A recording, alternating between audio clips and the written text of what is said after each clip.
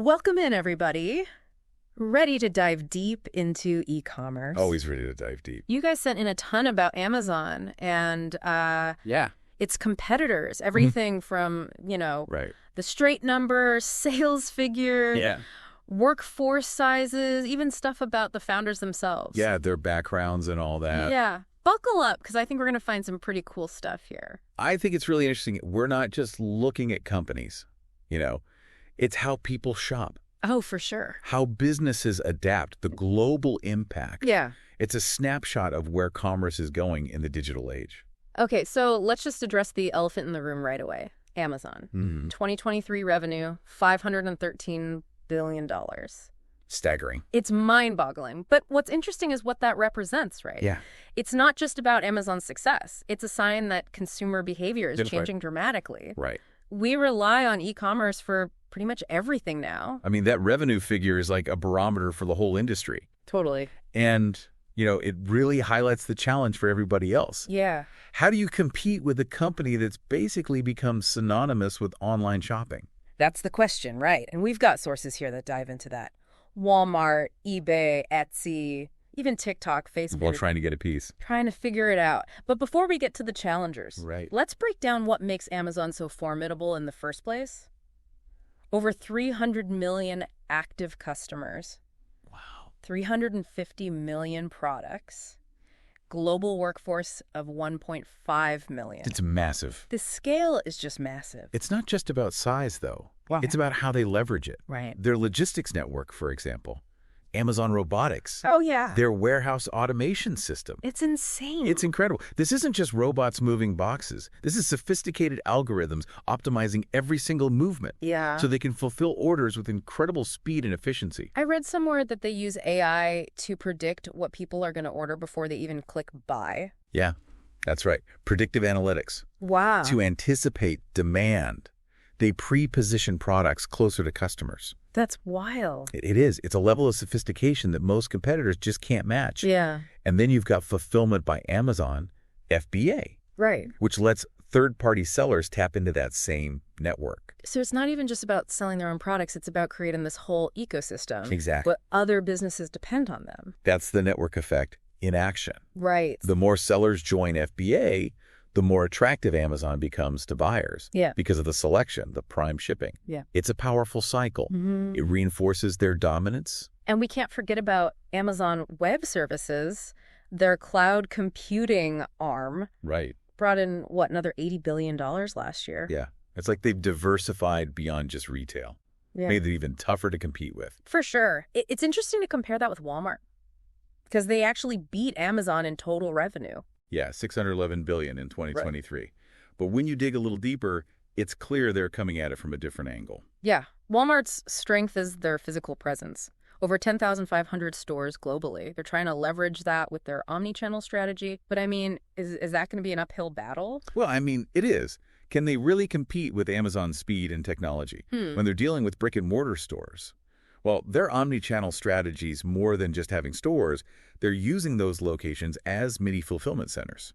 Oh, interesting. Curbside pickup, same-day delivery for online orders. Okay. Integrating online and offline inventory. Customers can shop seamlessly across both. So they're turning their physical stores into an advantage, like a weapon against Amazon's purely online model. That's the idea. Meeting the customer wherever they are, providing multiple ways to shop.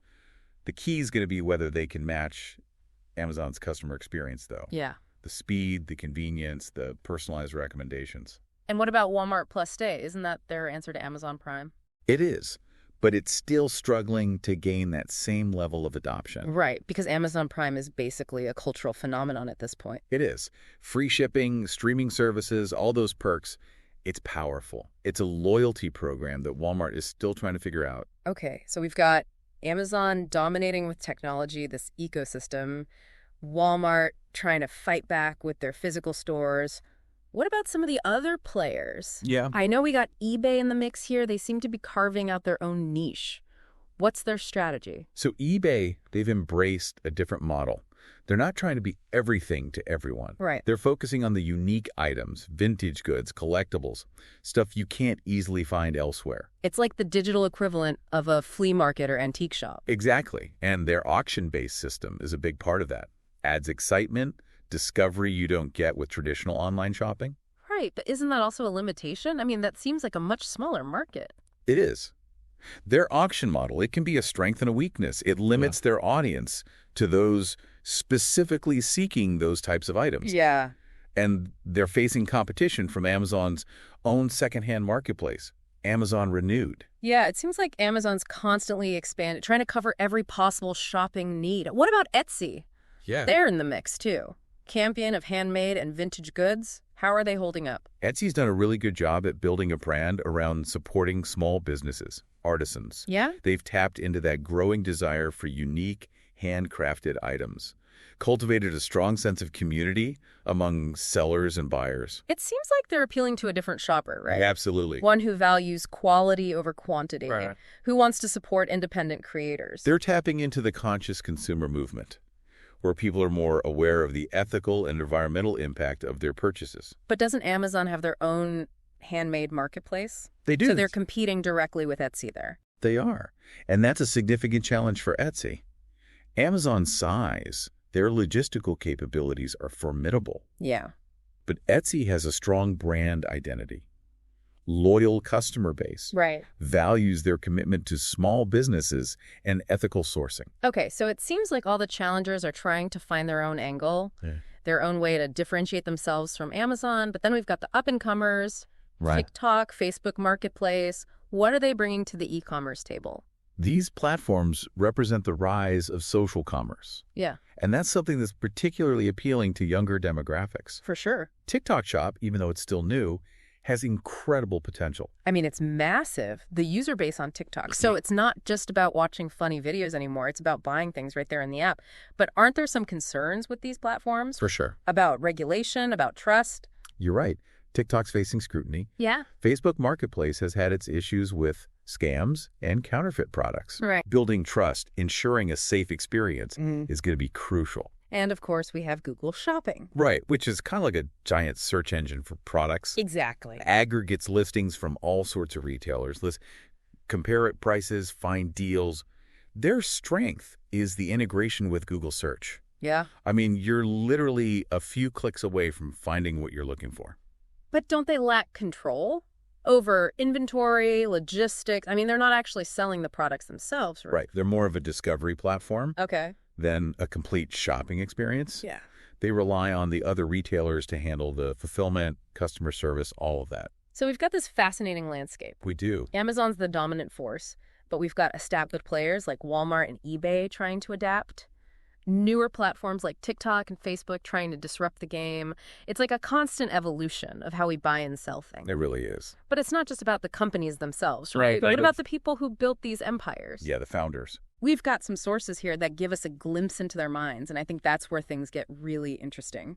It's true. These aren't just faceless corporations. These are real people with their visions, their motivations, and their stories are as fascinating as the businesses themselves. So let's start with the man himself, Jeff Bezos. He didn't just found Amazon, he practically invented modern e-commerce. Right. Leaving a secure job on Wall Street to start an online bookstore, that takes guts. It really does. It speaks to his visionary thinking.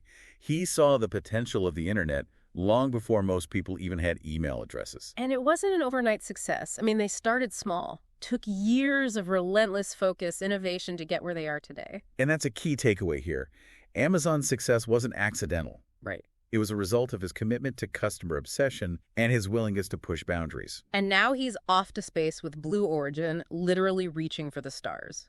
It's a testament to his ambition, his long-term vision. I mean, he's not content with just building a retail empire. He wants to push the boundaries of human exploration. And it's that kind of thinking that's driven Amazon's success. Then you've got Pierre Omidyar, the founder of eBay. He created a platform for peer-to-peer sales, which was pretty revolutionary at the time. Absolutely. He saw the power of the internet to connect people, to create a more democratic marketplace. Yeah. Building trust between buyers and sellers was a core principle for eBay. And that's something that still differentiates them today. And now he's focusing on philanthropy through the Omidyar network, proving that success isn't always just about profits. Right. It speaks to a broader vision of using your success to create positive change. Next up, we've got the Etsy founders. Chad Dickerson and Rob Kalin, they really championed small creators. They saw a need for a platform that celebrated handmade, vintage goods, deliberate contrast to the mass-produced items dominating other retailers. And Etsy's focus on sustainability, community, that's been a key part of their appeal. It's almost like they're creating a counter-movement to the mass consumerism that Amazon represents. In a way, yeah, they're offering an alternative, a way to shop more consciously. Okay, so we've got Amazon, Walmart, eBay, Etsy, but we've got a few more founders to discuss. Let's move on to Walmart's CEO, Doug McMillon. Now, his story is an interesting one. He inherited a retail giant that was struggling to keep up. And he's the one spearheading their digital transformation. So he's leading the charge against Amazon, trying to bring Walmart into the 21st century. But what's his strategy? I mean, how's he trying to compete with a company that was built from the ground up for e-commerce? Hey there. Welcome to Good Advice Giver. First, we want to start by saying a massive thank you for tuning in today. Whether you're a long-time listener or you're joining us for the first time, we're truly grateful to have you here. We know you've got a lot of options when it comes to podcasts, so the fact that you're spending your time with us means the world. So thank you. That's right. We're excited to have you with us because here on Good Advice Giver, we cover just about everything. Whether you're interested in sports, relationships, sex, money, finances, business, digital marketing, music, education, movies, comedy, or something else entirely, we've got it all. No topic is off limits here, and we dive deep into real, meaningful conversations that matter. We've also got a mix of male and female hosts, so you're always getting a well-rounded perspective on every topic we cover, from business strategies to personal development, from car shopping to digital products like affiliate marketing. We bring a little bit of everything to the table. Our goal is to offer advice, insights, and some laughs along the way to make sure you feel welcome and engaged, no matter what brought you here. And it doesn't stop there. We're not just about giving great advice, we're about action. On this podcast, we even sell products and services we believe in, from affiliate marketing opportunities to cars and more. So whether you're looking to boost your business or find practical ways to improve your everyday life, you're in the right place. As always, we want you to stay connected with us. Be sure to download this episode so you can listen anytime, anywhere, whether you're commuting, working out, or just relaxing. And while you're at it, follow us on social media. We're on Instagram, Facebook, Twitter, you name it. That's the best way to stay in the loop for upcoming episodes, behind-the-scenes content, and even giveaways. And don't forget to subscribe to our YouTube channel. We're posting extra content there, including video podcasts and deep dive discussions you won't want to miss. Be sure to like, comment, and subscribe, and let us know what topics you want to hear more about. Lastly, check out the link below in the description for exclusive offers, resources, and more ways to connect with us. We're here for you, and we can't wait to bring you more valuable content. Thanks again for tuning in to Good Advice Giver. Let's get started. Well, his most significant move was the acquisition of Jet.com. Brought in a team of e-commerce experts, technology that Walmart desperately needed. He's also focused on integrating their online and offline operations, using their network of stores to offer curbside pickup and same-day delivery. So like we were saying, he's trying to turn their physical presence into an advantage, something that Amazon can't easily replicate. It's exactly. Recognizing that Walmart's strength lies in its reach, its ability to serve customers both online and in their local communities. It's like he's taking the fight to Amazon on multiple fronts, trying to outmaneuver them with technology, logistics, and good old-fashioned brick-and-mortar retail. A bold strategy. And it's still unfolding. All right, so we've got the retail giants covered. Let's shift gears a little bit, talk about some of the tech titans who are also making moves in e-commerce. We've got Mark Zuckerberg, the founder of Facebook, or Meta, as it's known now. Right. His foray into e-commerce is interesting because it represents the convergence of social media and shopping. Yeah. Right? Facebook Marketplace is just one piece of a much larger puzzle. He's trying to build an entire ecosystem within the metaverse where people connect, communicate, and of course, buy things. Exactly. He's leveraging that massive user base, the power of those social connections, to create a new kind of shopping experience. But isn't there a trust issue with Facebook? Oh. I mean, they've had their share of privacy scandals and data breaches. Do people really want to shop in that ecosystem? That's a valid concern. Yeah. And it's something Facebook's going to have to address if they want to gain traction in e-commerce. Yeah. They're going to have to convince people that their data is safe. Yeah, it's almost like they're trying to overcome their own reputation at the same time as trying to reshape the future of shopping. It's a pretty ambitious undertaking. It is. And it's going to be interesting to see how it plays out. I mean, Facebook has a history of disrupting industries. Yeah. So you can't underestimate their potential. All right, and finally, we've got the Google guys. Yeah. Larry Page and Sergey Brin, who literally changed the way we search for information. Right. Their impact on e-commerce is less direct than some of the other founders we've talked about, but it's no less significant. Right. I mean, Google search is the primary way people discover products. Research purchases. Looks like they're the gatekeepers of online shopping. They control the flow of information, which gives them a ton of influence. Exactly. And their advertising platform, Google Ads, is a major revenue driver for e-commerce businesses. So even though they're not directly involved in selling products, Right. they're playing a crucial role in shaping the landscape. All right, so we've covered a lot of ground here. Talked about the companies, the founders, the strategies, the challenges. It's clear that Amazon is the one to beat. They've set a high bar. But as we've seen, there are other players out there, vying for their piece of the pie, each with their own strengths and weaknesses. But even with all this competition, Amazon has some key advantages that make them incredibly tough to topple. So let's delve into that a little deeper, shall we? I mean, when you look at Amazon's success, you can't ignore their logistics and fulfillment operation. They've turned prime delivery speed into a weapon. Same-day delivery in some areas. It's insane. But how did they achieve that? Well, we touched on the robotics system earlier.